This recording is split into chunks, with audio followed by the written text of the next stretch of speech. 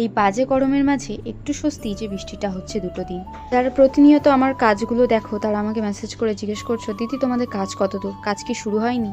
না, আমাদের এখনও অবধি কাজ শুরু হয়নি। আমাদের জিনিসপত্র সবে আসছে, খড় বাঁশ এই জিনিসগুলো আসছে, খুব তাড়াতাড়ি কাজ শুরু হবে। আর দিন 10 আগে আমাদের 1 গাড়ি মাটি ঢুকেছিল। যদিও এই 1 গাড়ি মাটিতে কিন্তু কখনোই একটা সিজনের কাজ সম্ভব নয়।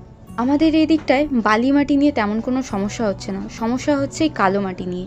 কালো মাটির দাম প্রচুর পরিমাণে বাড়ানো হয়েছে। যেহেতু মাটির গাড়িটা ঢুকে গেছে, বাবা কিন্তু এই মুখগুলো তোলা শুরু করে দিয়েছে। কেননা এই সময় যদি মুখগুলো না তোলা হয় তাহলে কিন্তু রোদ্দুরটা চলে যাবে, আর দিন 15-র মধ্যে বর্ষাও ঢুকে যাবে, সমস্যা কিন্তু আরও বাড়বে।